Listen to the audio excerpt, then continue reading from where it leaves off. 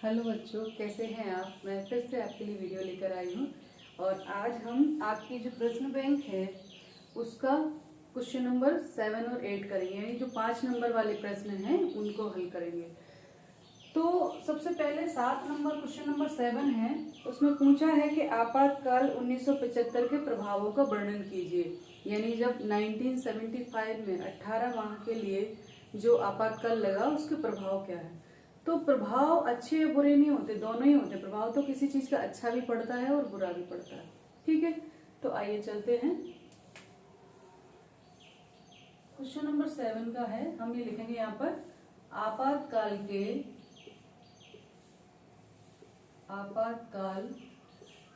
1975 के प्रभाव निम्नलिखित हैं। ठीक है, निम्नलिखित हैं, हमने ये लिख लिया। अब हम यहाँ पर प्रभाव लिखेंगे। नंबर 1, सबसे पहले जो प्रभाव पड़ा, क्या क्या चीजें हुई, क्या क्या घटनाएं घटी, तो घटनाओं से ज्यादा उसका इफेक्ट किस किस पर पड़ा। तो सबसे पहले हम देखें कि विपक्षी दलों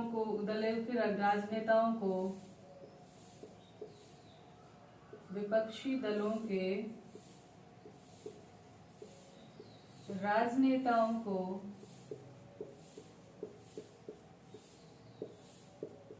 जेल में डाल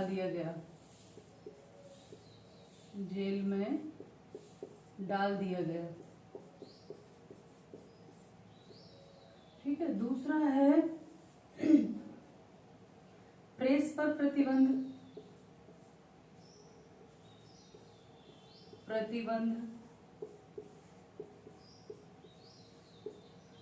तीसरा था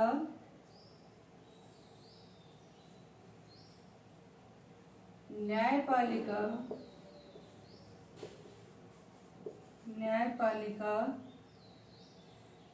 को सीमित करना।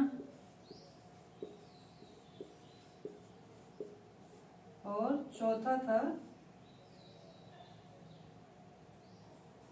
18 माह में 5 संविधान संशोधन।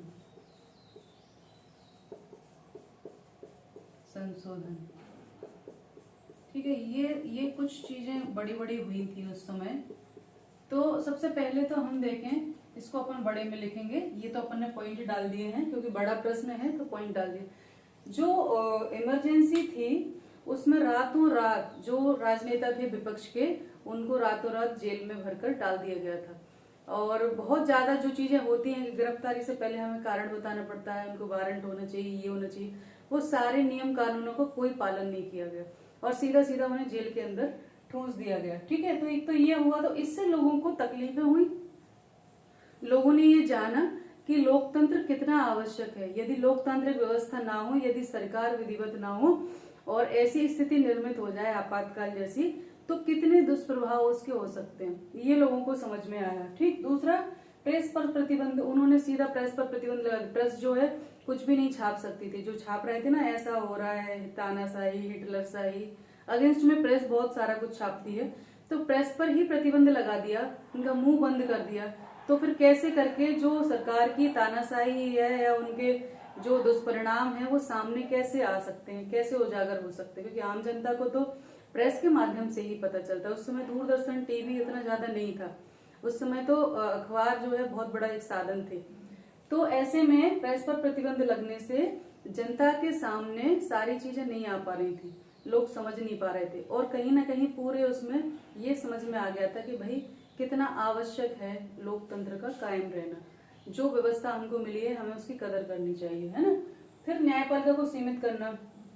संविधान संशोधन द्वारा कर दिया गया निश्चित कि भाई आप सरकार के कार्यों की, आप संसद के कार्यों की समीक्षा, आप आपातकाल में जो कार्य किए जा रहे हैं उसकी समीक्षा नहीं कर सकते हैं। तो ऐसे में बहुत सारी याचिकाएं जो है गई थी न्यायपालिका में, लेकिन न्यायपालिका ने कहा, अपनी असमर्थता जताई कि हम इन कार्यों की समीक्षा नहीं कर सकते क्योंकि संविधान संशोधन द्वारा ही ये प्रतिबंध लगा दिया गया था, है ना। तो ये उसको सीमित कर देना बहुत बड़ी बात है। न्यायपालिका जो तीसरा स्तंभ है, जो निष्पक्ष है, जो अलग है, उसको भी प्रतिबंधित कर दिया गया था, कहीं ना कहीं उसके पंख काट दिए गए थे।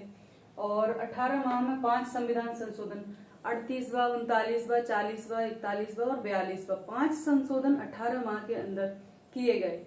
तो कितने आनन फानन में और जल्दबाजी में ये किए गए होंगे, कितने बहुत सारे ऐसी चीजें की गई थी, जैसे प्रधानमंत्री का पद बनाए रखा गया था उस समय, न्यायपालिका को सीमित किया गया था, बहुत सारी चीजें थी। तो ये सारी चीजें होने के बाद लोगों को ये समझ में आया कि लोकतंत्र कितना आवश्यक है, सरकार विधिवत चुनी हुई कितनी आवश्यक है, क्योंकि आपातकाल के नाम पे या और किसी उसके राष्ट्रपति शासन के नाम पे कुछ भी जो है कर सकता है कोई। तो इस प्रकार से लोगों को समझ में आने लगा, है ना। तो ये इसके प्रभाव थे। अगला जो हम देखें पूछा है जयप्रकाश नारायण के विचारों के बारे में बताइए। जयप्रकाश नारायण के विचारों को लिखना है। और उसका अगला है एक तो है राम मनोहर लोहिया और जयप्रकाश नारायण, दोनों के विचारों के बारे में पूछा है। तो पहला है राम मनोहर लोहिया के समाजवादी विचारों पर संक्षिप्त प्रकाश डालिए, क्वेश्चन नंबर 8 है। तो राम मनोहर लोहिया जो थे वो समाजवादी थे, हम सभी जानते हैं, लेकिन उनका समाजवाद कैसा समाजवाद था, वो दोनों का, उन्होंने गांधी का भी अध्ययन किया, उन्होंने मार्क्स का भी अध्ययन किया, और दोनों का मिला जुला उनको लगा ना तो ये संपूर्ण है ना ये संपूर्ण है। उन्होंने कहा कि ये जो मार्क्स हैं वो पश्चिमी विचारों के द्योतक हैं, पश्चिम को रिप्रेजेंट करते हैं, गांधी जी पूरब को, और वो पूरब और पश्चिम के बीच की खाई पाटना चाहते थे, दोनों को समग्र करना चाहते थे। तो ऐसे में उनका जो विचार है दोनों का मिला जुला है, गांधी और मार्क्स का मिक्सअप हम कह सकते हैं, और दोनों को ही उन्होंने पूर्ण नहीं माना था। उन्होंने कहा ये युगीन है, यानी उनके युग में ये प्रासंगिक थे, इसको सदैव के लिए हर जगह के लिए हम प्रासंगिक नहीं मान सकते हैं। हर देश काल की अपनी परिस्थिति होती है, और ऐसे में अलग परिस्थिति में अलग निर्णय लिए जाते हैं। तो ना तो गांधी संपूर्ण है ना ही मार्क्स संपूर्ण है ना। तो ये उनका विचारधारा थी। आइए हम जानते हैं क्या है इसमें। सबसे पहले है राम मनोहर लोहिया। राम मनोहर लोहिया समाजवादी थे, सभी जानते हैं ये तो समाजवादी थे, ठीक है। अब उनके समाजवाद की विशेषताएं क्या थी? वह मानते थे कि साम्यवाद और पूंजीवाद, साम्यवाद और पूंजीवाद, साम्यवाद और पूंजीवाद क्या है? ये दोनों एक दूसरे के विरोधी होकर भी एकांगी हैं। दोनों एक दूसरे के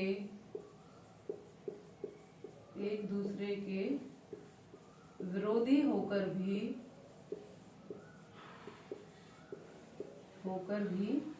एकांगी हैं, यानी वो पूरी तरह संपूर्ण नहीं है ना। एकांगी व हेय हैं, न तो पूंजीवाद बहुत अच्छा है और ना ही साम्यवाद बहुत अच्छा है। दोनों जो है उनको हेय दृष्टि से वो कहते हैं, देख सकते हैं, और इनसे समाजवाद ही छुटकारा दे सकता है। उनका मानना था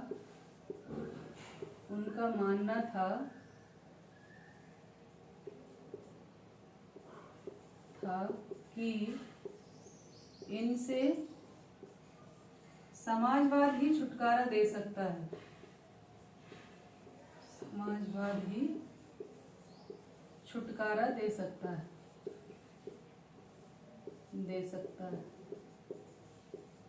ठीक है, ये हो गया। अब इसके अलावा वो कहते थे कि ये दोनों एक सिक्के के पहलू हैं। वह मानते थे कि ये दोनों एक सिक्के के दो पहलू हैं,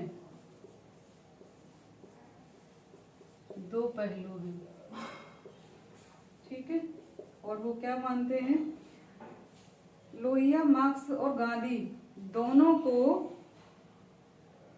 क्या करते हैं? गांधी और मार्क्स दोनों को अधूरा पाया और वो समग्रता में विश्वास रखते हैं, है ना। लोहिया प्रजातांत्रिक समाजवाद चाहिए था उन्हें, प्रजातांत्रिक समाजवाद को एकमात्र उपाय मानते हैं,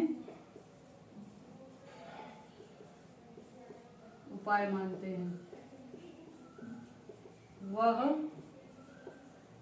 क्या चाहते हैं, वह पूर्णता और समग्रता के लिए प्रयास करते हैं, वह पूर्णता व समग्रता के लिए